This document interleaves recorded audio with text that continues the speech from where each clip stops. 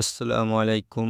আলহামদুলিল্লাহ দেখতে, দেখতে আমি ইনকিউবেটরে যে ৩০০ টা কোয়েল পাখির ডিম দিছিলাম, সেগুলা ফোটা শুরু করছে। এছাড়া এই ৩০০ টা ডিমের মধ্যে আমার কিছু রঙিন কোয়েল পাখির ডিম ছিল, যেগুলো আমি একটা ভিডিওতে বলেছিলাম, যেগুলো একটা আলাদা জাত বের করব। এগুলোও ফোটা শুরু করছে আলহামদুলিল্লাহ। এর মধ্যে থেকে যেসব বাচ্চা বের হচ্ছে সেগুলো দেখতে বেশিরভাগই সাদা, এছাড়া কিছু ব্রাউন এবং সিলভার কালারও আছে, যা আমি খেয়াল করেছি। এছাড়া আমি আজকের ভিডিওতে বলবো আমি কিভাবে আমার টাইগার মুরগি এবং কোয়েল পাখিগুলো ব্রুডিং করে থাকি।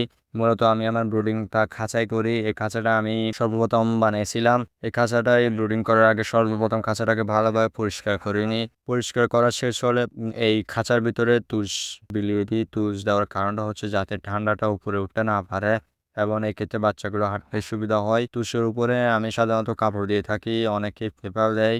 ফেব্রুয়ারির অনেক সমস্যা হয়ে থাকে, যেমন কোয়েল পাখিগুলো ভালোভাবে হাঁটতে পারে না।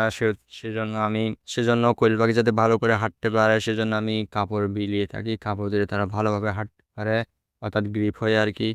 এই সব কিছু দেওয়ার শেষ হলে আমি খাবার এবং পানি রেডি করি। খাবার হিসেবে আমি স্টার্টার ফিড দিই। স্টার্টার ফিডকে এভাবে দিতে পারি না, অর্থাৎ বড় বড় দানা দেওয়া যায় না, যেহেতু ওরা ছোট। সেহেতু স্টার্টার ফিডকে গুঁড়ি করে দিতে হয় যাতে তারা খেতে পারে।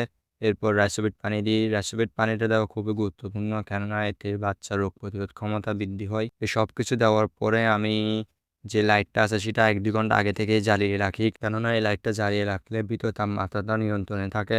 ফলে বাচ্চাগুলো ছাড়া পরে তারা দৌড়াদৌড়ি করা শুরু করে, অর্থাৎ তাপমাত্রা ঠিক মতো থাকে। শেষ পর্যন্ত মাশাআল্লাহ বাচ্চাগুলোকে খুবই সুন্দর দেখায়। আজ পর্যন্ত এতটুকুই। আমার খামারে যাবতীয় সব কিছু জানতে চাইলে পেজটাকে এখনই ফলো দিয়ে রাখুন।